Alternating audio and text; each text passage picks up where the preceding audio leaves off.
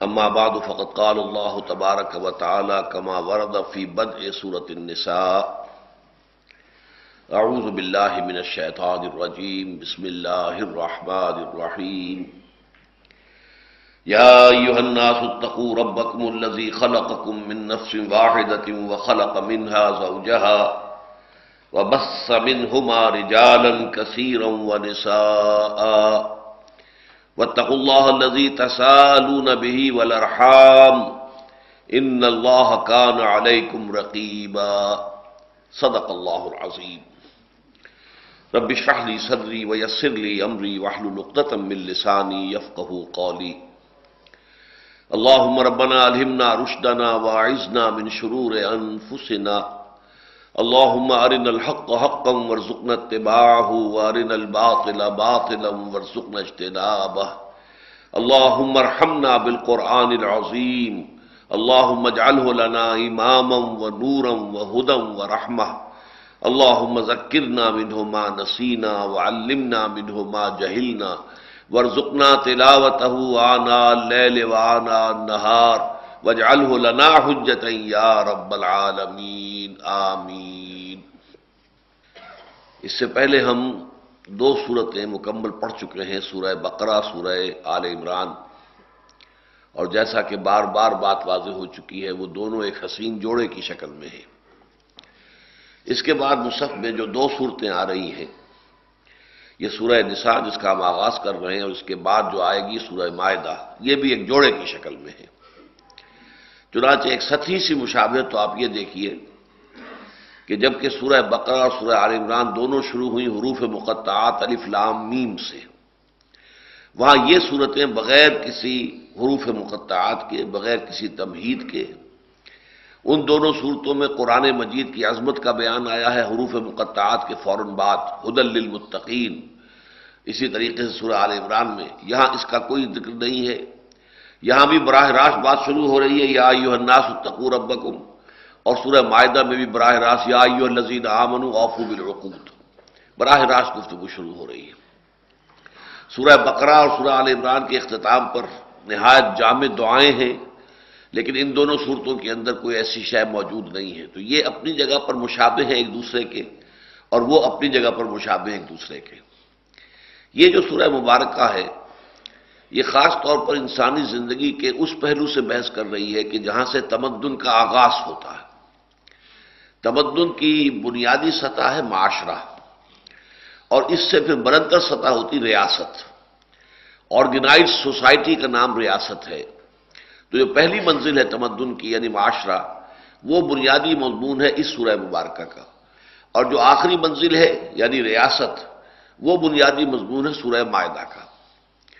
اس سورہ مبارکہ میں خاص طور پر آپ دیکھیں گے کہ خطاب کا رخ جو ہے وہ تین طبقات کی طرف ہے، جبکہ ہم نے پہلے دیکھا تھا سورہ آل عمران اور سورہ نساء، سورہ بقرہ میں کہ صرف دو مخاطبین تھے، یا مسلمان موجودہ امت مسلمہ، یا سابقہ امت مسلمہ یعنی اہل کتاب یہود اور نصارہ۔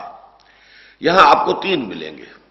اہل ایمان سے بھی خطاب ہے، 55 آیات تقریباً وہ ہیں کہ جن میں خطاب مسلمانوں سے ہے، اور اس میں ظاہر بات ہے کہ احکام دیے گئے معاشرتی احکام، معاشرت سے متعلق بنیادی ہدایات اور احکام پر مشتمل 55 آیات ہیں۔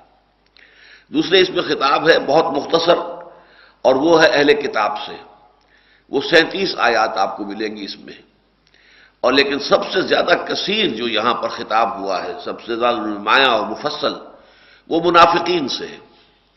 اگرچہ اس میں فرق یہ رہتا ہے، سامنے رکھنا چاہیے اس کو ہمیشہ ملحوظ، کہ جب منافقین سے خطاب ہوتا ہے تو یا ایھا الذین نافقوا کے الفاظ کبھی آپ کو قرآن میں نہیں ملیں گے، اے منافقوں کہہ کے خطاب نہیں کیا جاتا۔ یا ایھا الذین آمنوا، اس لیے کہ وہ بھی ایمان کے مدعی تھے، قانوناً مسلمان تھے، قانونی مومن تھے، لیکن دیکھنا پڑتا ہے کہ یہاں پر جو اصل رخ ہے وہ مومنین صادقین کی طرف ہے یا منافقین کی طرف ہے۔ تو سب سے بڑا حصہ اس کا جو ہے 84 آیات پر مشتمل، یوں سمجھیے کہ تقریباً نصف سورت جو ہے وہ نفاق کے موضوع سے بحث کرتی ہے، اس میں خطاب کا رخ جو ہے منافقین کی طرف ہے۔ آج ہم اس کی صرف پہلی آیت پڑھ رہے ہیں، اور یہ پہلی آیت جو ہے قرآن مجید کی بہت اہم، بنیادی اور جامع ترین آیات میں سے ہے۔ یا ایھا الناس خطاب ہو رہا ہے، یا ایھا الناس اے لوگو۔ اگلی صورت یا ایھا الذین آمنوا سے شروع ہوگی۔ جہاں تک انسانی معاشرے کا تعلق ہے، ظاہر بات ہے کہ اس میں صرف اہل ایمان نہیں ہوتے، اہل کفر بھی ہے، مشرکین بھی ہے، وہ سب کے سب انسانی معاشرے میں شامل ہیں۔ معاشرتی سطح پر ان کے ساتھ بھی کچھ نہ کوئی تعلقات ہوں گے، کچھ نہ کچھ ان کے ساتھ ضوابط ہوں گے۔ لہذا یہاں گفتگو جو ہے براڈر بیس سے ہو رہی ہے، یا ایھا الناس۔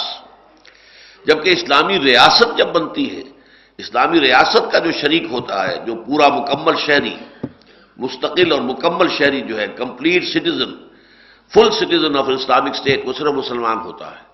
لہذا وہاں پر آپ کو خطاب ملے گا یا ایھا الذین آمنوا سے۔ تو یا ایھا الناس اتقوا ربکم، اے لوگو، اے بنی نوع انسان، اپنے رب کا تقوی اختیار کرو۔ کہ تقوی کے بارے میں عام تاثر یہ ہے کہ یہ ایک منفی کانسیپٹ ہے۔ ویسے تو یہ کہ ہمارے ہاں جو غلط تراجم کر دیے گئے، اس نے تو اس کو بہت ہی زیادہ تقویت پہنچا دی ہے اس تصور کو کہ یہ منفی کانسیپٹ ہے۔ ترجمہ ڈر کر دیا جاتا، ڈرو اللہ سے، ڈرو اپنے رب سے۔ حالانکہ یہ بھونڈا ترجمہ ہے، اسے میں یہ تو نہیں کہوں گا کہ غلط ترجمہ ہے، لیکن بھونڈا ترجمہ ضرور ہے۔ اس لیے کہ تقوی کے معنی خوف نہیں ہے۔ خوف خود عربی زبان کا لفظ ہے، تو ظاہر بات ہے کہ ایک زبان کے دو الفاظ جو ہیں بالکل ہم معنی نہیں ہوتے۔ تقوی کا مفہوم اصل میں بچنا، وقا یقی، یہ ہے کسی کو بچا دینا۔ ہم دعا مانگتے ہیں جو سب سے زیادہ عام دعا ہے، سب کو یاد ہے، وقنا عذاب النار، اے پروردگار ہمیں آگ کے عذاب سے بچا دے۔ کسی کو بچا دینا، وقا یقی، وقایتن، اور خود بچ جانا، یہ باب افتعال میں آئے گا، ابتقا۔ ابتقا میں واو اور تا مل گئے اور اتقا بن گیا، متقی، بچنے والا، اور تقوی اسی سے ہے، جو بچنا چاہے۔ بچنا کس چیز سے چاہے؟ تقوی کی بہت سی منزلیں ہیں۔ سب سے پہلی منزل تو یہ ہے کہ اگر ایک انسان عام انسان ہے، ابھی اسے نہ تو معرفت خداوندی حاصل ہوئی ہے، نہ وہ آخرت کا علم اسے حاصل ہوا ہے، لیکن اس کے اندر اس کا ایک ضمیر موجود ہے، زندہ ہے، اس کے اندر حس ہے، اخلاقی مورل سینس ہے، وہ جانتا ہے کہ یہ شے بری ہے، یہ اچھی ہے۔ اس لیے کہ یہ چیز تو جیسا کہ قرآن مجید کا فلسفہ ہے کہ یہ نفس انسانی میں الہامی طور پر اللہ تعالیٰ نے یہ پہچان ودیت کر دی ہے۔ وَنَفْسٍ وَمَا سَوَّاهَا فَأَلْهَمَهَا فُجُورَهَا وَتَقْوَاهَا، اور نفس انسانی اور جو اسے بنایا، سنوارا، درست کیا، اور اس میں الہامی طور پر فجور اور تقوی کا علم جو ہے وہ ودیت کر دیا۔ تو انسان بائی ہز ویری نیچر وہ جانتا ہے کہ یہ کام اچھا ہے، یہ برا ہے، یہ خراب ہے اور یہ اچھا ہے، یہ ایول ہے، یہ گڈ ہے۔ لہذا اگر کسی کی وہ حس جو ہے، اخلاقی حس، وہ اگر برقرار ہے تو ظاہر بات ہے کہ وہ بچنا چاہے گا کسی غلط کام سے، برے کام سے۔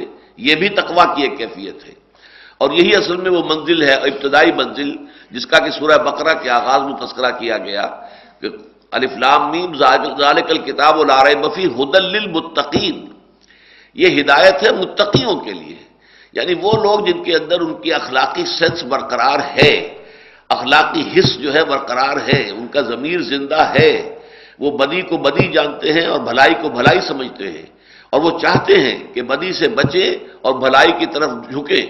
ان لوگوں کے لیے ہدایت، ان لوگوں کے لیے رہنمائی، اس لیے کہ ظاہر بات ہے کہ اگر یہ مادہ انسان کے اندر نہیں ہے تو آپ بہترین سے بہترین ہدایت اس کے سامنے رکھ دیجئے، وہ بیکار ہوگا، بالکل ایسے ہوگا جیسے بھینس کے آگے بین بجانا، اس کے سوا کچھ حاصل نہیں۔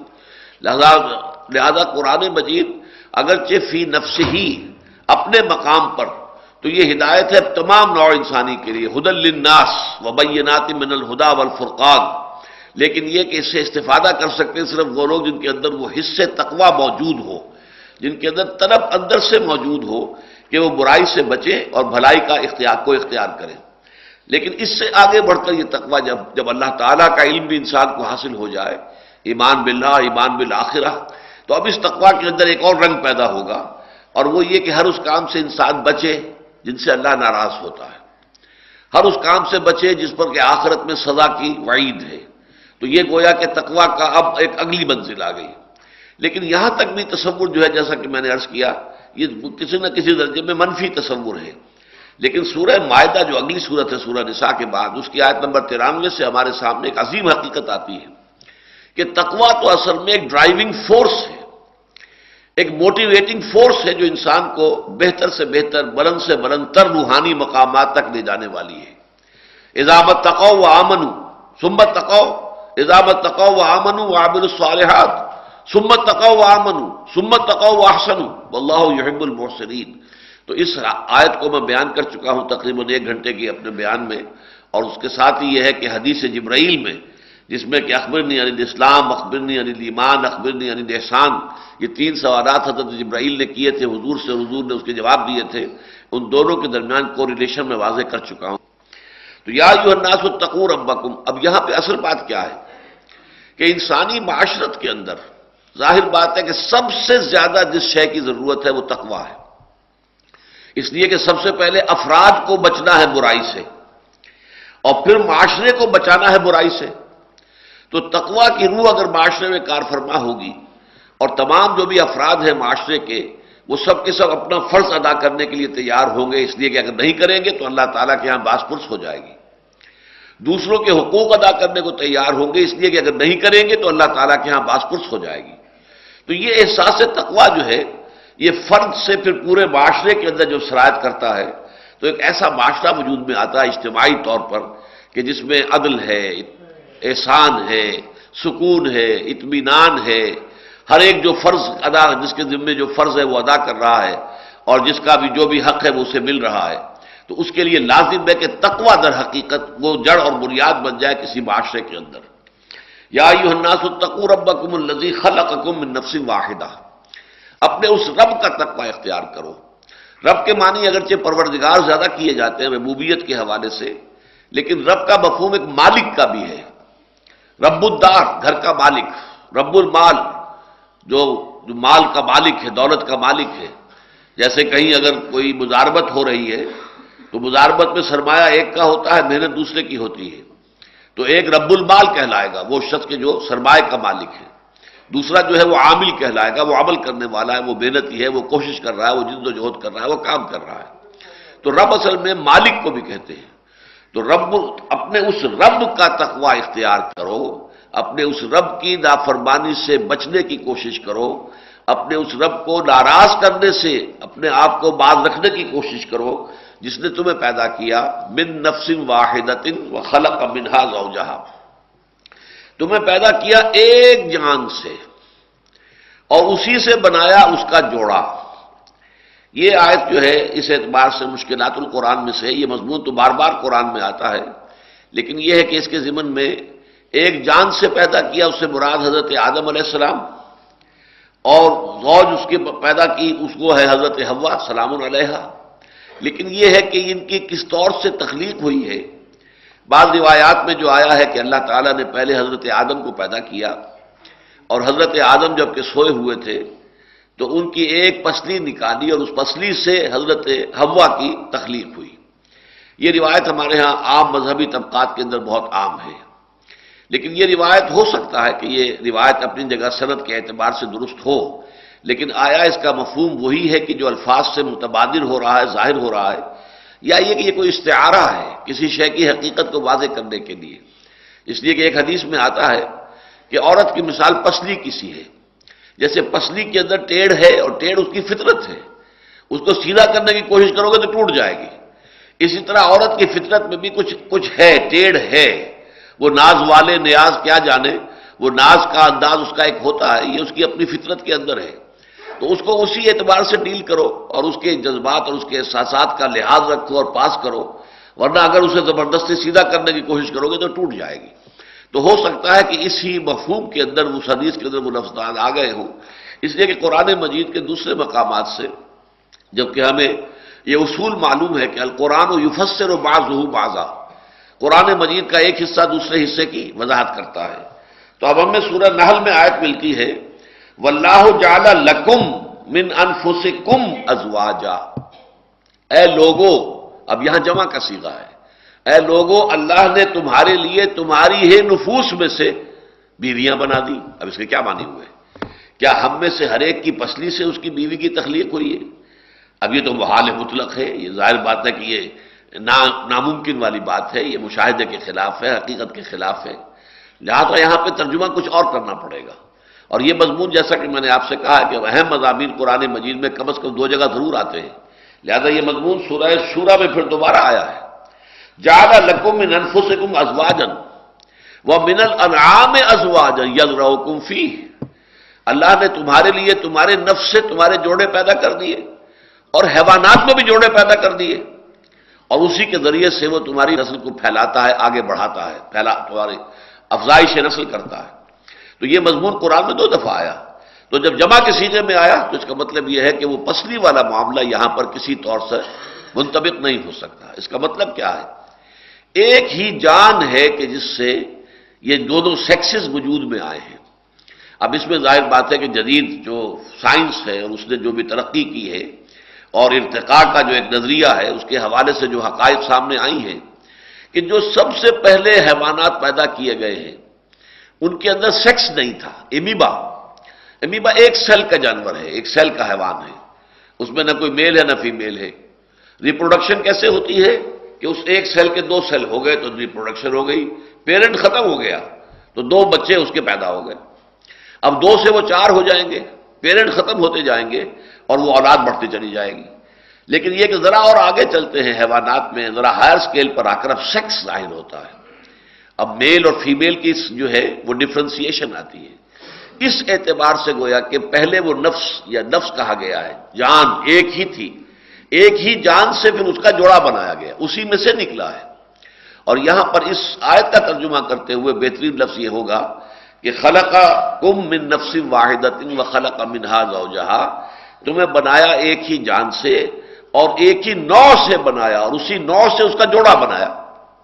اب آپ کو معلوم ہے بکری ہے، بکرا ہے، یہ دونوں نوع تو ایک ہیں، جنس مختلف ہے، یہ فیمیل ہے وہ میل ہے، بیل ہے گائے ہے، نوع ایک ہے، سپیشیز ایک ہے، اس کے اندر سیکسز کا فرق ہو گیا ہے۔ مرد اور عورت یہ نوع ایک ہے، ظاہر بات ہے اس کے اندر یوں سمجھیے کہ پورے جسمانی نظام کے اندر بھی 90% تو وہی معاملہ ہے، جو مرد کا ہے وہ عورت کا ہے، زیادہ سے زیادہ 10% کے اندر آپ فرق محسوس کریں گے۔ تو انسان ہونے کے ناطے عورت اور مرد ایک ہی ہے۔ اس میں ادھر بھی اشارہ ہو گیا کہ عورت کوئی گھٹیا مخلوق نہیں ہے، عورت جو ہے نہ تو وہ کوئی دیگر مخلوق ہے، اس ایک ہی جان سے مرد اور عورت دونوں وجود میں آئے ہیں، ایک ہی جو کہ بغیر کسی سیکشول پریزنٹیشن کے جو اینیملز ہوتے تھے اسی سے وجود میں آئے ہیں کہ جن کے اندر سیکس ظاہر ہوا ہے، تو ایک ہی جان سے دونوں کا آغاز ہے۔ اس اعتبار سے شرف انسانیت کا جہاں تک تعلق ہے اس میں دونوں برابر کے شریک ہیں۔ یہ تصور جو رہا ہے دنیا میں عام طور پر کہ عورت گھٹیا ہے، اور خاص طور پر یہ ایول کا لفظ جو ہے انگریزی زبان میں ایول ایو سے بنا ہے، ایو حضرت حوا کو کہتے ہیں، گویا کہ حضرت حوا ہی در حقیقت ساری خرابی کی جڑ تھی۔ چنانچہ بائبل میں بھی یہ آتا ہے جو قرآن مجید میں اس کی نفی کی گئی ہے کہ حضرت حوا کو ورگلایا تھا شیطان نے، اور پھر حوا نے ورگلایا تھا حضرت آدم کو علیہ السلام۔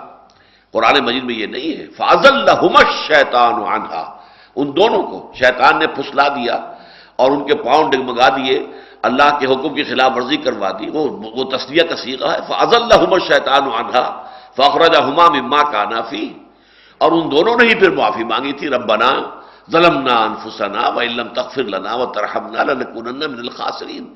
یہ نہیں ہے کہ شیطان نے جو ہے پہلے حضرت حوا کو ورگلایا اور حضرت حوا نے پھر آدم کو ورگلایا، اس کا کوئی ذکر قرآن مجید میں نہیں ہے۔ اور اس طریقے سے قرآن مجید تورات میں جو غلط تصورات شامل ہو گئے ان کی نفی کر دیتا ہے، ان کی کاٹ چھانٹ کر دیتا ہے کہ وہ سارے تصورات غلط ہو جاتے ہیں۔ جس طریقے سے کہ تورات اس تصور سے خالی ہے کہ حضرت آدم سے اور حضرت حوا سے جو خطا ہو گئی، جو غلطی ہو گئی، اس پر انہوں نے معافی مانگی، اللہ نے معاف کر دیا۔ فَتَلَقَّىٰ آدَمُ مِن رَّبِّهِ كَلِمَاتٍ فَتَابَ عَلَيْهِ، اللہ نے ان کی توبہ قبول فرما لی۔ اب اس کا ذکر تورات میں نہیں ہے، بک آف جینیسس جو ہے اس ذکر سے خالی ہے۔ اس کا نتیجہ کیا نکلا؟ کتنا بڑا نتیجہ نکلا کہ یہ تصور ان کے ہاں عام ہو گیا کہ نسل آدم کا ہر بچہ جو پیدا ہوتا ہے وہ اپنے جد امجد آدم کے گناہ کا اثر لے کر پیدا ہوتا ہے، وہ پیدائشی طور پر گناہ گار ہے، گناہ کی گٹھڑی لے کر دنیا میں آتا ہے، جبکہ اسلام یہ کہتا ہے کہ نہیں، قطعاً نہیں، کل مولود یولد علی الفطرہ فابواہ یہودانہ او یمجسانہ او ینصرانہ او کما قال صلی اللہ علیہ وسلم، ہر بچہ جو ہے نسل آدم کا وہ فطرت اسلام پر پیدا ہوتا ہے. یہ اس کے والدین ہوتے ہیں جو یا تو اسے یہودی بنا لیتے ہیں یا مجوسی بنا لیتے ہیں یا نصرانی بنا لیتے ہیں. یعنی یہ اس کی تعلیم و تربیت کا نتیجہ ہے جو بعد میں وہ یہودی بن گیا یا نصرانی بن گیا. لیکن ہر بچہ جو آتا ہے کلین سلیٹ لے کر آتا ہے, وہ فطرت لے کر آتا ہے. فطرت اللہ التی فطر الناس علیہا, یہ تو فطرت اللہ ہے جو لے کر آتا ہے جس پر کہ اللہ نے انسانوں کو پیدا کیا ہے. تو اب دیکھیے زمین و آسمان کا فرق ہو رہا ہے. کہاں یہ کہ عورت کو مجسم برائی کہا گیا, اسی لیے روحانی دنیا کے اندر یہ سمجھا گیا کہ لازم ہے کہ عورت سے انسان دور رہے. شادی بیاہ کا کوئی تصور نہیں, راہب ہو, راہبائیں ہوں, سادھو ہوں, بھکشو ہوں, وہ شادی وادی نہ کریں, عورت کے قریب نہ جائیں. عورت تو مجسم برائی ہے, ایول ہے, مجسم برائی ہے, لہذا اس سے بچ کر رہنا ضروری ہے. یہ تصور بڑا ہی یوں سمجھیے کہ اینٹی سوشل تصور ہے, یہ تمدن کی جڑ کاٹ دینے والا تصور ہے, جبکہ اسلام کہتا ہے نہیں. در حقیقت یہ ایک ہی جان سے دونوں وجود میں آئے ہیں. ڈفرینسیشن آف سیکسز جو ہوئی ہے, لیکن شروع میں کوئی ڈفرینسیشن نہیں تھی, وہ ایک ہی جان سے پیدا کیا اور اسی کی نوع سے اس کا جوڑا بنایا. خلقکم من نفس واحدۃ وخلق منها زوجها وبث منهما رجالا كثيرا ونساء. اب یہ کہ جب وہ ارتقاء کے تمام مراحل طے کر کے یہ دونوں سیکسز جب اس شکل میں ظاہر ہوئے کہ ایک حضرت آدم اور ایک حضرت حوا علیہ السلام, اب ان سے نسل انسانی چلی ہے. میری جو چھوٹی سی کتاب آ چکی ہے اس موضوع پر میں اپنے خیالات کو اب واضح طور پر بیان کر چکا ہوں. اس سے پہلے میں ذرا اس میں تھوڑا بہت احتیاط کیا کرتا تھا کہ ہمارے عام جو مذہبی تصورات ہیں بعض چیزیں اس میں اس سے ٹکراتی ہیں. لیکن اب میں نے, ظاہر بات ہے کہ عمر کی آخری سٹیج ہے, میں چاہتا ہوں کہ جو بھی کچھ جن چیزوں پر اللہ تعالیٰ نے مجھے انشراح صدر عطا فرمایا ہے میں اس کو بیان کر دوں. لہذا وہ ایجاد و ابداع عالم جو میری کتاب ہے, یہ دنیا کیسے پیدا ہوئی ہے, theories of the creation of universe, اس وقت جو ہے بہت بڑا موضوع ہے سائنس کا, فزکس کا. پھر یہ کہ انسان کیسے پیدا ہوا ہے, یہ بہت بڑا موضوع ہے کہ جو کہ بایولوجی کا ہے. تو اس حوالے سے, لیکن یہ کہ اس میں جو بھی میرا نقطہ نظر ہے میں نے اسے بیان کر دیا ہے, وہ کتابچے کی شکل میں شائع ہو چکا ہے. بہرحال خلق منہا زوجہا وبث منہما رجالا کثیرا ونساء, ایک انسانی جوڑا جو آدم اور حوا کی شکل میں وجود میں آ گیا, تو پھر ان سے کثیر تعداد میں مردوں اور عورتوں کو زمین میں پھیلا دیا. بسا یا بسو, پھیلا دینا, بکھیر دینا. بس منہما, ان دونوں سے. اب ظاہر بات ہے کہ آج جو بھی نسل آدم دنیا میں موجود ہے, یہ آپ کے علم میں ہوگا کہ 6 بلین سے زیادہ اب ایکسیڈ کر گئی ہے ہماری پاپولیشن, 600 کروڑ سے بڑھ گئی ہے. جب بوسنیا کی جنگ جاری تھی تو ایک بچہ جو ہوا تھا, پیدا ہوا تھا بوسنیا ہی میں, اس پر کہا گیا تھا کہ یہ 600 بلین کا کے بعد اب پہلا نمبر 1 جو ہے, 7ویں بلین کا پہلا فرد یہ ہے, فرد نوع بشر کے جو پیدا ہوا ہے بوسنیا میں. بہرحال اب ہماری تعداد جو ہے وہ 6 بلین سے زیادہ ہے. لیکن یہ سب کون ہے؟ آدم اور حوا کی نسل, ایک ہی نسل انسانی ہے. اس کے جو نتائج نکلتے ہیں در حقیقت تمدنی اعتبار سے میں بعد میں واضح کروں گا. واتقوا اللہ. اب دیکھیے تقوی کی اہمیت کا عالم, ایک ہی آیت میں 2 مرتبہ حکم, یا ایھا الناس اتقوا ربکم الذی خلقکم من نفس واحدۃ وخلق منها زوجها, اور دوبارہ واتقوا اللہ الذی تساءلون بہ والارحام, اور اللہ کا تقوی اختیار کرو جس کا تم ایک دوسرے کو واسطہ دیتے ہو. یہ فطرت انسانی کی ایک ایسی حقیقت کی طرف جو ہے اشارہ کیا گیا ہے جو سب کے علم میں ہے. آپ کو معلوم ہے کہ مانگنے والا سائل جو ہے بھکاری اللہ کے نام پر مانگتا ہے, اللہ کا واسطہ دیتا ہے, اللہ کا حوالہ دیتا ہے. عام طور پر بھی ہم عام معاملات کے اندر اللہ کے واسطے کو استعمال کرتے ہیں, خاص طور پر گھریلو معاملات میں جب چپکلش ہو جائے اور شوہر اور بیوی کے درمیان جو عدم موافقت ہو جائے اور صورتحال جو ہے سیپریشن کے قریب پہنچ رہی ہو, طلاق یا خلا کے آس پاس پہنچ گیا ہو معاملہ, تو آپ نے دیکھا ہوگا کہ اکثر و بیشتر جو ہیں پھر بڑے بوڑھے جو ہیں اللہ کا واسطہ دیتے ہیں, خدا کا نام مانو, اپنے معاملات کو درست کرو, بچے برباد ہو جائیں گے, گھر اجڑ جائے گا, کیا کر رہے ہو. تو اللہ کا واسطہ جو ہے یہ در حقیقت دنیا میں فطرت انسانی کے گویا کے مسلمات میں سے ہے. جیسے یہ مسلمہ قرآن مجید میں بار بار کہا گیا ہے کہ جب تم سمندر میں ہوتے ہو اور ہماری کشتی چل رہی ہے, جہاز رواں ہے, ٹھیک ہے, لیکن اس کے بعد کوئی جھکڑ آ گیا, طوفانی ہوا آ گئی اور وہ طوفان کے اندر موجیں اٹھنے لگی, اس وقت پھر تم پکارتے ہو صرف اللہ کو, اے اللہ اگر تو نے ہمیں بچا لیا. اس وقت تمہارے معبود جو ہے جھوٹے معبود، من گھڑت جو معبود تمہارے ہیں، ان میں سے کسی کو تم نہیں پکارتے، کوئی لات کو، عزا کو، منات کو نہیں پکارتے۔ اے اللہ اگر بچا لے گا ہمیں تو ہم پھر پوری زندگی سیدھے راستے پر چلیں گے۔ تم عہد کرتے ہو اللہ سے، لیکن پھر جب اللہ تمہیں بچا کر لے آتا ہے خشکی پر، پھر تم بھول جاتے ہو کہ تم نے اللہ سے کیا وعدہ کیا تھا۔ یہ بات قرآن مجید میں بار بار آئی ہے۔ تو جس طرح فطرت کے مسلمات میں سے یہ ہے، بدیہیات میں سے یہ ہے کہ جب انسان انتہائی تکلیف میں ہوتا ہے تو اللہ ہی کو پکارتا ہے، اسی طریقے سے جب بھی کہیں بے بس ہو کر کسی کو واسطہ دینے کی بات جو ہے اگر آئے گی تو وہاں ظاہر بات ہے کہ اللہ ہی کا واسطہ ہوگا۔ تسالون بہ، جس کے حوالے سے تم ایک دوسرے سے اپیل کرتے ہو، ایک دوسرے سے سوال کرتے ہو، ایک دوسرے سے مانگتے ہو۔ والارحام، اور رحمی رشتوں کا لحاظ رکھو۔ یہ جو ہے بہت اہم موضوع ہے قرآن مجید کا، اس لیے کہ اللہ تعالیٰ کے تقوی کے ساتھ ہی رحمی رشتوں کا لحاظ رکھنا، تعلق رحمی، رحم۔ اب یہ دیکھیے، اس کے لیے میں حدیث قدسی بھی آپ کو سنانے والا ہوں کہ لفظ رحمت سے رحم ہے۔ رحم کیا ہے؟ بچے دانی۔ ماں کے جسم میں وہ عضو ہے جس میں کہ بچہ پروان چڑھتا ہے، بچہ جو ہے جنین جو ہے اس کے اندر پرورش پاتا ہے، وہ بچے دانی جو ہے وہ رحم ہے۔ رحمت، رحیم، رحمان، اسی سے مشتق ہے لفظ کے جو اس کے لیے نام اللہ تعالیٰ نے رکھا ہے۔ اس کے اندر اتنی شدید رحمت ہے، ظاہر بات ہے ماں کی ممتا اور ماں کی رحمت اور ماں کی محبت سے بڑھ کر تو دنیا میں کسی اور رحمت کا اور کسی اور محبت کا، کسی اور جو ہے کسی طرح کے قلبی تعلق کا کوئی تصور ممکن ہی نہیں ہے، جس قدر اس میں جوش و خروش ہوتا ہے۔ تو یہ رحم جو ہے اس کے حوالے سے، اس رحم مادر پر بھائی اور بہنیں آپس میں جڑ جاتے ہیں۔ تو قطع رحمی اور صلہ رحمی، یہ دو چیزیں ایک دوسرے کے مقابل آ جائیں گی، رحمی رشتوں کو کاٹنا اور رحمی رشتوں کو جوڑنا۔ صلہ رحمی بہت بڑی نیکی ہے، بہت بڑی نیکی ہے، بہت بڑی نیکی ہے، اور قطع رحمی بہت بڑا گناہ ہے، بہت بڑا گناہ ہے، بہت بڑا گناہ ہے۔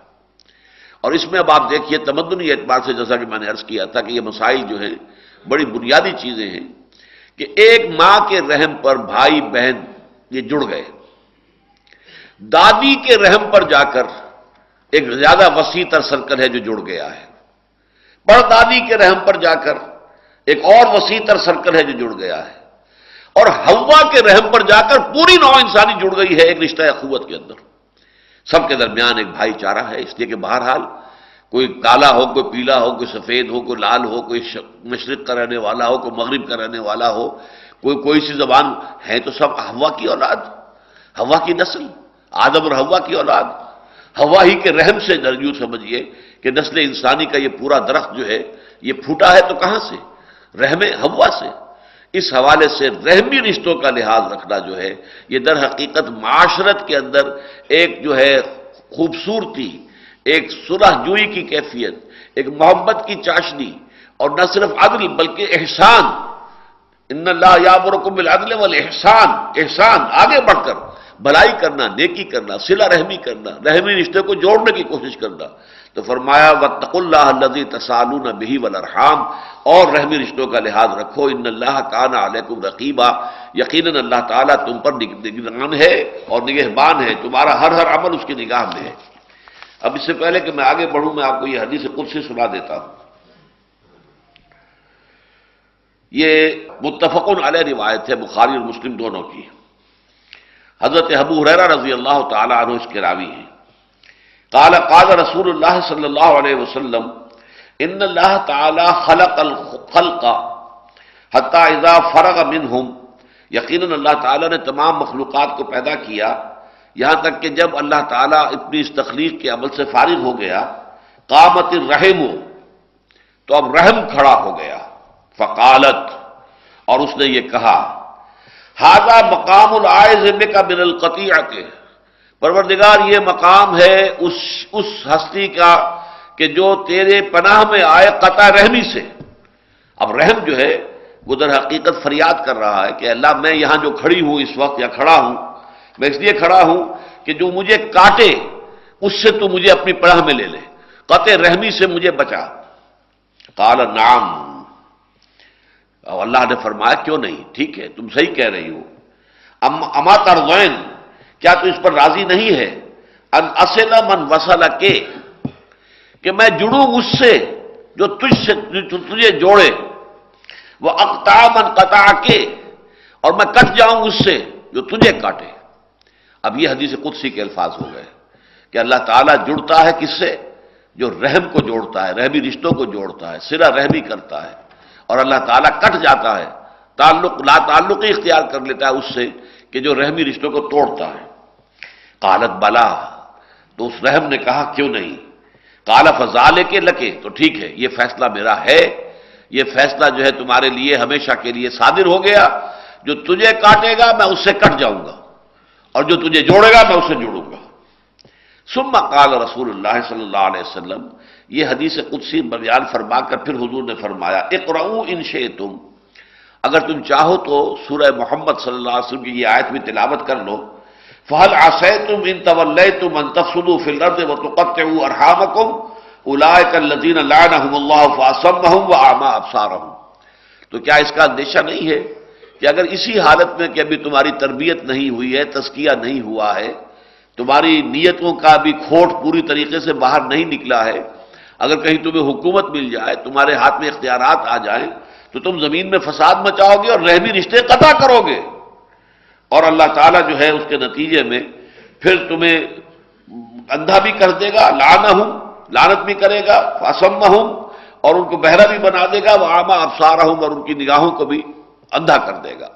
تو یہ ہے قطع رحمی، اور اس کے ضمن میں جو یہ متفق علیہ روایت ہے، بخاری کے الفاظ اور بھی ہیں، قال اللہ تعالی من وصلک وصلتہ ومن قطعک قطعتہ، اے رحم مادر، جو تجھے جوڑے گا میں اس سے جڑوں گا، اور جو تجھے کاٹے گا میں اسے کٹوں گا۔ ایک اور حدیث متفق علیہ جو حضرت عائشہ صدیقہ رضی اللہ تعالی عنہ سے مروی ہے، وعن عائشہ رضی اللہ تعالی عنہ قالت قال رسول اللہ صلی اللہ علیہ وسلم الرحم معلقۃ بالعرش، رحم جو ہے وہ عرش سے معلق ہے، لٹکا ہوا ہے۔ تقول، اور وہ یہ کہتا ہے، رحم کہتا ہے، من وصلنی وصلہ اللہ، دیکھو جو مجھے جوڑے گا اللہ اسے جوڑے گا، ومن قطعنی قطعہ اللہ، اور جو مجھے کاٹے گا اللہ اسے کاٹ دے گا۔ یہ ہے اہمیت رحمی رشتوں کی، اور ظاہر بات ہے کہ اس رحمی رشتے ہی کی بنیاد پر کوئی تمدن جو ہے مستحکم ہوتا ہے، مضبوط ہوتا ہے، اس کے اندر محبت اور اخوت کی چاشنی پیدا ہوتی ہے، اس میں تعاضد اور تناصر، ایک دوسرے سے مدد، ایک دوسرے کے ساتھ تعاون کی کیفیت پیدا ہوتی ہے۔ تو فرمایا واتقوا اللہ الذی تساءلون بہ والارحام ان اللہ کان علیکم رقیبا، یقیناً اللہ تعالیٰ تم پر نگران ہے، تمہارے ہر عمل اور ہر قول کو دیکھ رہا ہے، سن رہا ہے، تمہیں اپنے ہر قول اور ہر عمل کی جواب دہی کرنی پڑے گی۔ ایک بات تو اس آیت کے بارے میں یہ نوٹ کر لیجئے کہ یہ خطبہ نکاح میں نبی اکرم صلی اللہ علیہ وسلم معمولاً اس آیت کی تلاوت فرماتے تھے، تو اس سے دو باتیں سامنے آتی ہیں۔ ایک تو مناسبت یہ ہے کہ جیسے اس میں ذکر ہے حضرت آدم اور حضرت حوا سے نسل انسانی کے آگے بڑھنے کا، اسی طرح نکاح جو ہوتا ہے اس میں حوا کا ایک بیٹی اور آدم کا ایک بیٹا پھر رشتہ ازدواج میں منسلک ہوتے ہیں، اور ان سے آگے نسل چلتی ہے۔ تو مشابہت کی وجہ سے نبی اکرم صلی اللہ علیہ وسلم نے اس آیت کو بھی شامل کیا۔ کل 4 آیتیں آپ پڑھتے تھے نکاح کے خطبے میں، ان میں سے ایک یہ ہے۔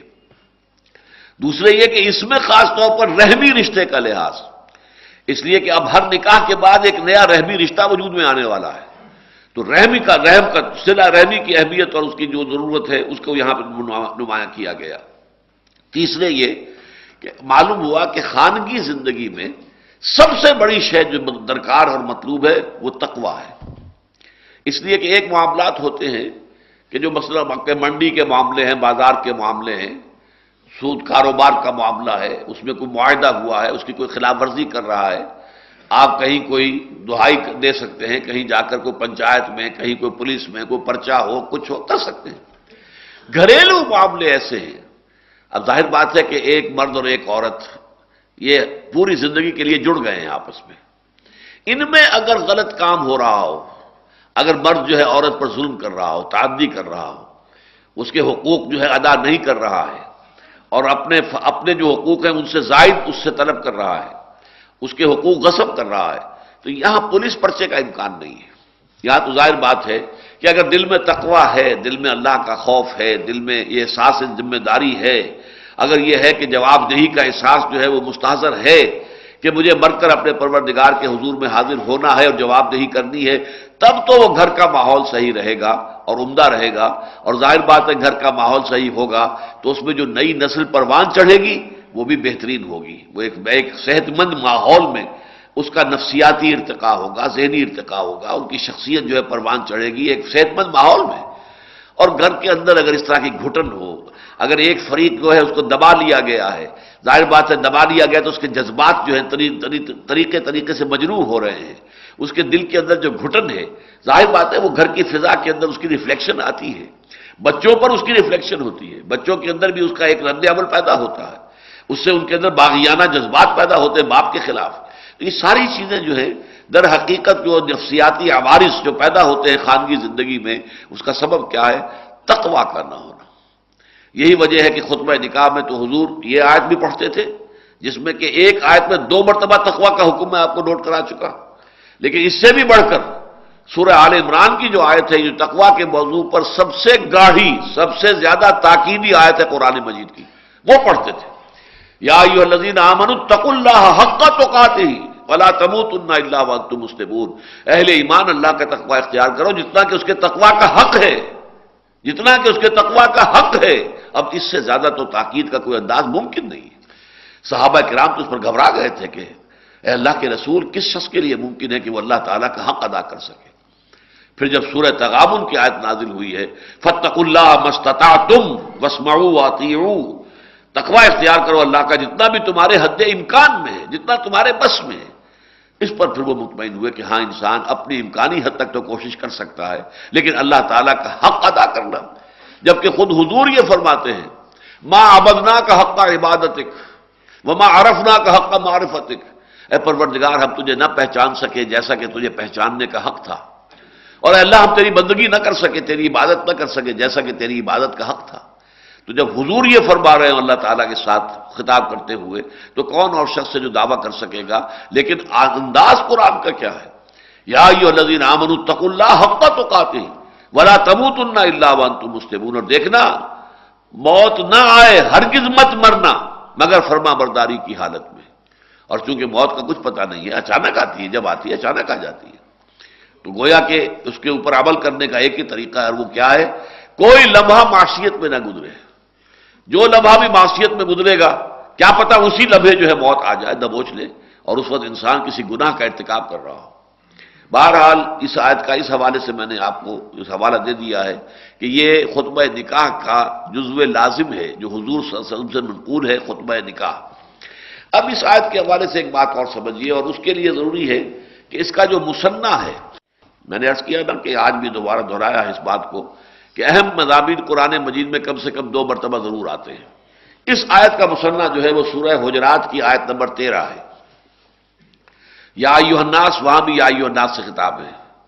یا ایھا الناس انا خلقناکم من ذکر و انثی، اے لوگو ہم نے پیدا کیا تمہیں ایک مرد اور ایک عورت سے، وجعلناکم شعوبا وقبائل لتعارفوا، اور تمہیں خاندانوں اور قبیلوں میں تقسیم کر دیا، قوموں قبیلوں میں تقسیم کر دیا تاکہ تم ایک دوسرے کو پہچان سکو۔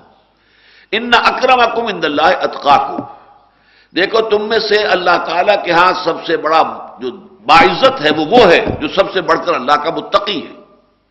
ان اللہ علیم الخبیر، اللہ تعالیٰ خوب جانتا ہے کس میں کتنا تقویٰ ہے، خوب باخبر ہے کہ کون کتنا متقی ہے، اللہ تعالیٰ سے کسی کا تقویٰ چھپا ہوا نہیں ہے۔ ان دونوں آیتوں کے حوالے سے اصل میں قرآن مجید 2 حقیقتوں کو نمایاں کرتا ہے۔ کل نوع انسانی اس کے درمیان 2 چیزیں مشترک ہیں، ایک وحدت خالق، وحدت الہ، سب کا پیدا کرنے والا ایک اللہ ہے، گورے کالے پیلے لال جو بھی ہیں، کافر مشرک مسلم محسن جو بھی ہیں، خالق سب کا ایک ہی ہے، نمبر 1۔ دوسری قدر مشترک آدم اور حوا، آدم اور حوا جو ہیں ایک انسانی جوڑے کی اولاد ہے۔ جدید تہذیب نے آ کر یہ دونوں چیزیں منہدم کر دی، اللہ کو ویسے ذہن سے خارج کر دیا، سیکولر ذہن، ایتھیسٹ ذہن، میٹیریلسٹک ذہن، ایگنوسٹک ذہن، اسکیپٹک ذہن، ان تمام میں خدا خارج از بحث ہو گیا، لہذا وحدت آدم منہدم۔ اور ارتقاء کا جو فلسفہ بیان ہو رہا ہے اس کے نتیجے میں یہ بات ثابت نہیں ہوتی اس ارتقاء کے فلسفے کی روح سے کہ کوئی ایک انسانی جوڑے کی اولاد ہے یہ تمام انسان۔ ارتقاء کا عمل چلا ہے کہ اسپیشیز وجود میں آئی ہے، اس اسپیشیز کی نسلیں چل رہی ہیں۔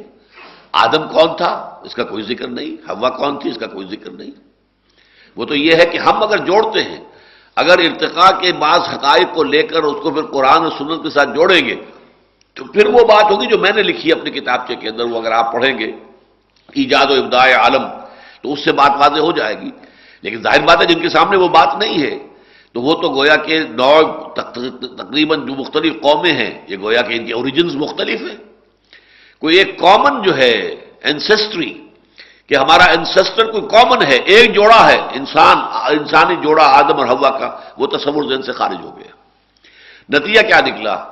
آج انسان کو انسان سے جوڑنے والی کوئی شے موجود نہیں۔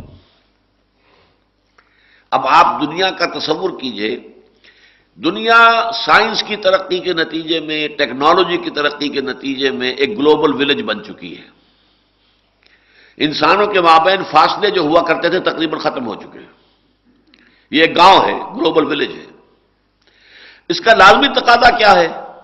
کوئی عالمی ریاست قائم ہو، ورنہ تو یہ ہے کہ یہ آپس میں ٹکرائیں گے، لڑیں گے، بھیڑیں گے، پھر ان کے پاس اب کیسے کیسے ہتھیار ہیں، وہ ایٹمک اور ہائیڈروجن بم تو ایک طرف رہے، اس کے علاوہ بایولوجیکل اور کیمیکل جو بھی ہے ہتھیار، کس قدر خوفناک، کس قدر خطرناک، کتنے بڑے پیمانے پر اس سے تباہیاں نوع انسانی پر آ سکتی ہیں، وہ اب بہت سے لوگ مسلح ہیں اس سے۔ تو نوع انسانی گویا کہ اگر کوئی ایک ریاست وجود میں نہیں آتی، ایک حکومت قائم نہیں ہوتی، ایک سینٹرل معاشرہ جو ہے وجود میں نہیں آتا تو نوع انسانی کا مستقبل بہت مخدوش ہے، بہت ہی اس کے اندر خطرے ہیں، بہت خطرات ہیں۔ یہ تقاضا تھا جس کے تحت لیگ آف نیشنز وجود میں آئی تھی کہ تمام دنیا کی قوموں کی ایک لیگ بنائی جائے، لیکن لیگ آف نیشن ناکام ہوئی، اس لیے کہ انسانوں کو جوڑنے کے لیے کوئی قدر مشترک تو ہے نہیں۔ ایک حبشی اور ایک سفید فام، کیا قدر مشترک ہے ان کے درمیان؟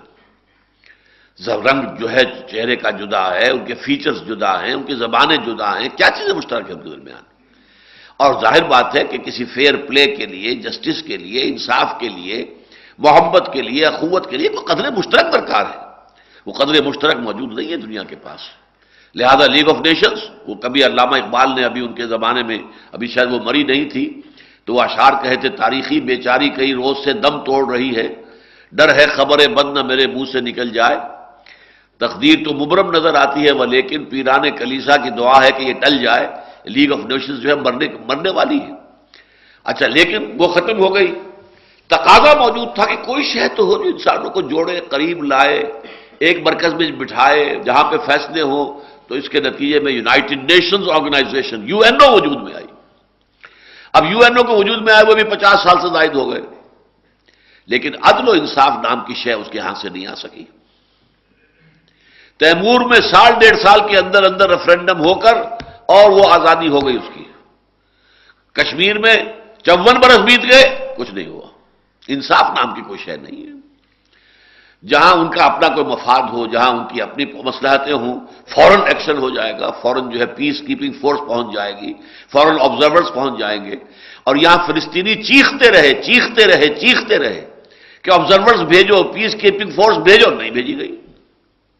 اس لیے کہ یہاں تو ان کو مطلوب ہے یہ کہ جتنا بھی دبایا جا سکے فلسطینیوں کو دبا دیا جائے، اور جتنے بھی بڑے سے بڑے پیمانے پر یہودیوں کو جو بھی منفعت اور مصلحتیں حاصل ہو جائیں وہ کر سکتے ہو کر لیں۔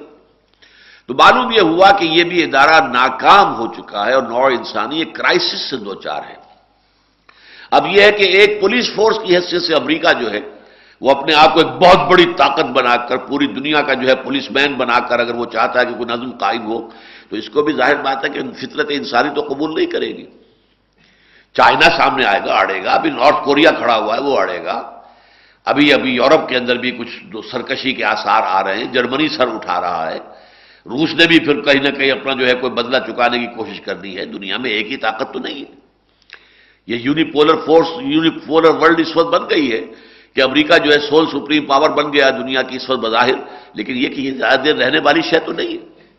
تو کیا اس کے بعد کیا مستقبل ہے نوع انسانی کا؟ میں نے آج سے کوئی میرا خیال ہے کہ 32-33 برس قبل ایک تقریر کی تھی جھنگ میں، قرآن اور امن عالم، طلبہ کا ایک اجتماع تھا، اس میں میں نے وہ تقریر کی تھی، وہ اب کتابچے کی شکل میں آج تک بھی شائع ہو رہی ہے۔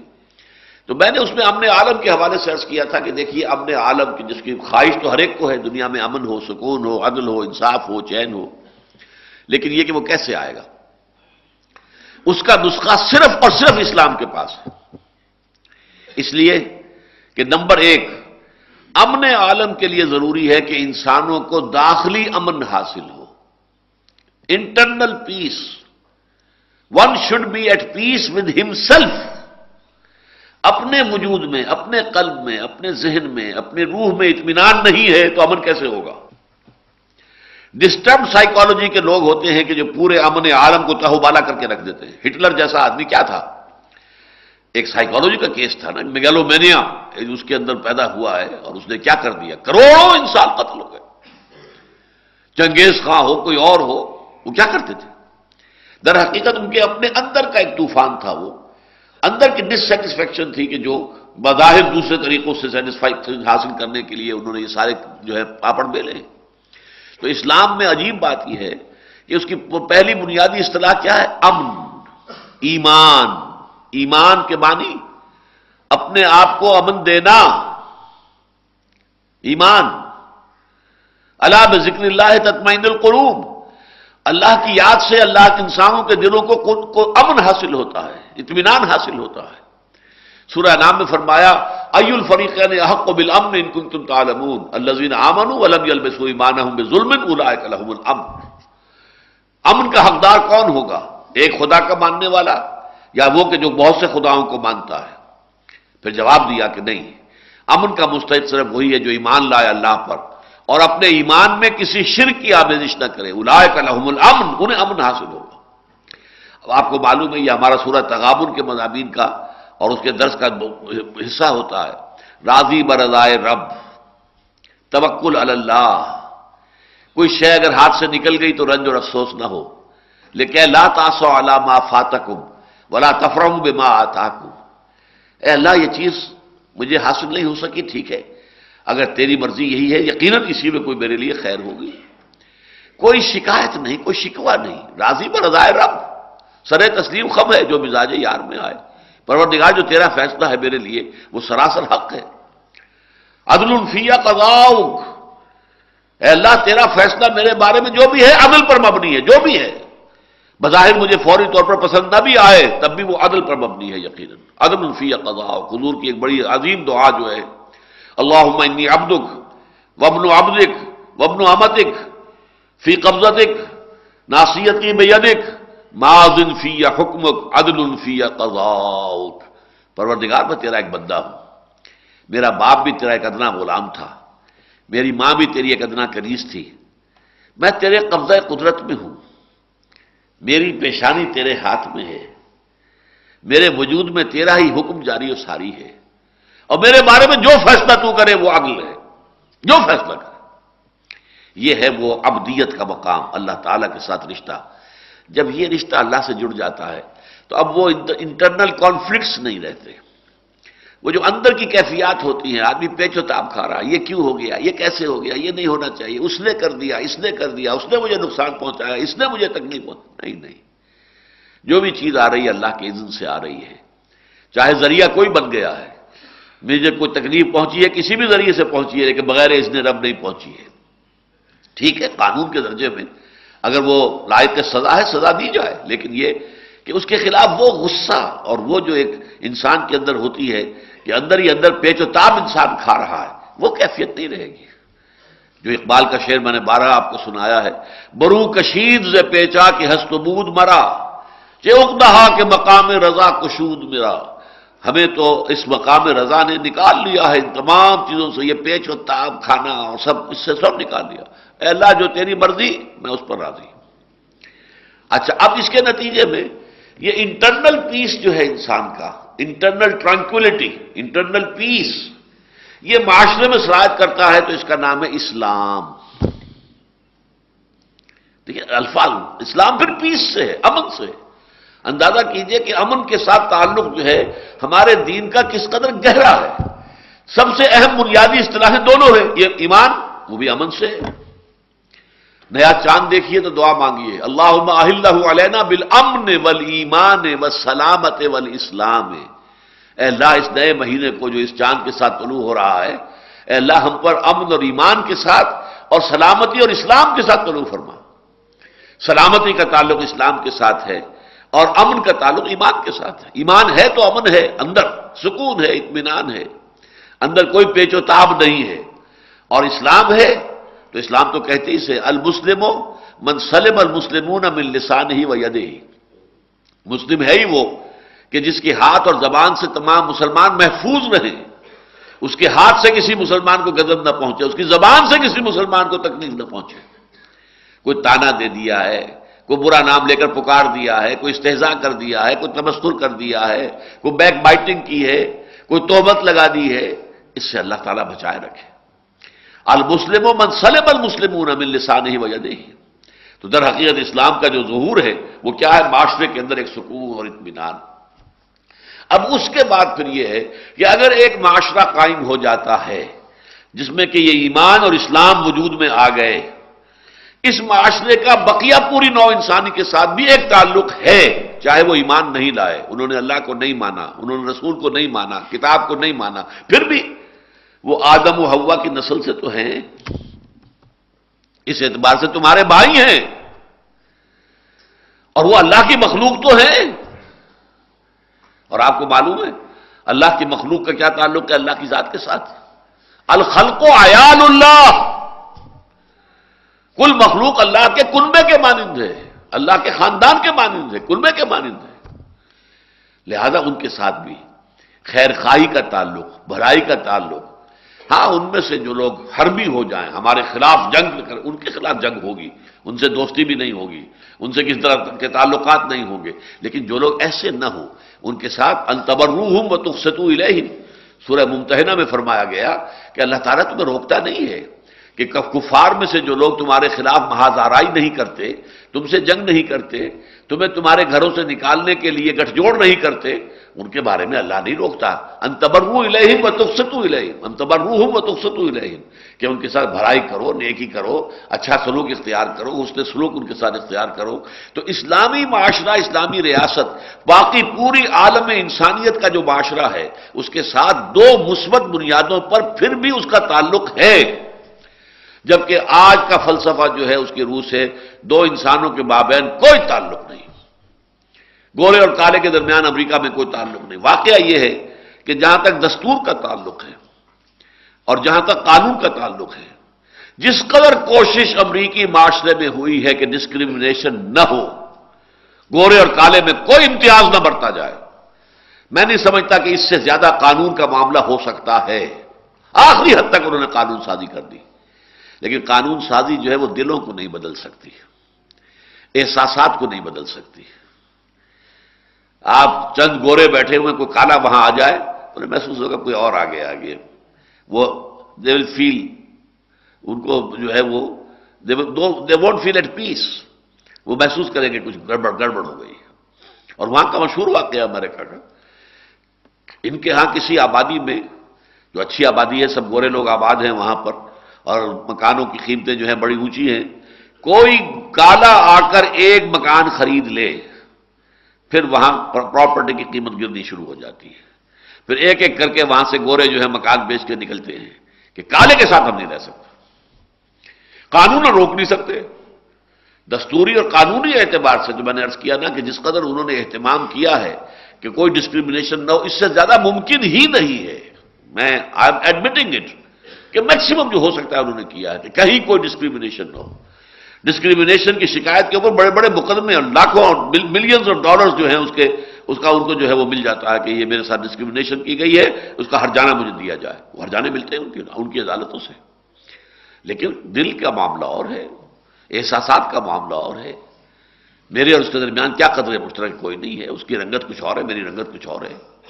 یہ ہے وہ چیز کہ جو آج فیل کر رہی ہے نوع انسانی کو، کہ انسانوں کے درمیان اخوت اور محبت کا کوئی اساس ہے ہی نہیں، وہ اساس اسلام کے پاس ہے۔ اگرچہ میں نے اس کتابچے میں فائنل بات جو کہی ہے وہ تو یہ ہے، اور جو میرے اس کتابچے کا بھی آخری موضوع ہے، ایجاد و ابداع عالم سے لے کر اور عالمی خلافت کے قیام تک، یہ تو ہوگا، اصل تو امن قائم ہوگا اس وقت جب کل روئے ارضی پر ایک ہی ریاست اسلامی قائم ہو جائے گی، وہ اسلامی ریاست ہوگی، وہ اسلامی ریاست جو عدل پر مبنی ہے، جو قسط پر مبنی ہے، جو اس اللہ پر ایمان پر مبنی ہے کہ جس کے لیے تمام مخلوقات جو ہے وہ گویا کہ اللہ کے کنبے کے مانند ہے۔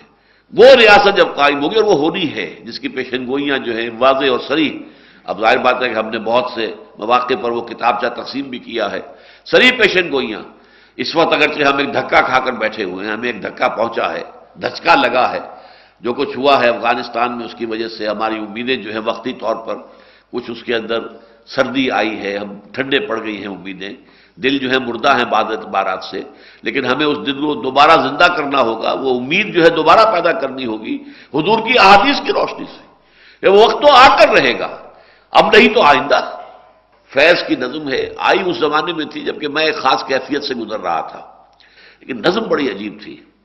یہ فصل امیدوں کی ہمدم اس بار بھی غارت جائے گی، جو امیدیں ہمیں ہو گئی تھی وہ امیدیں جو ہے وہ پوری نہیں ہوئی۔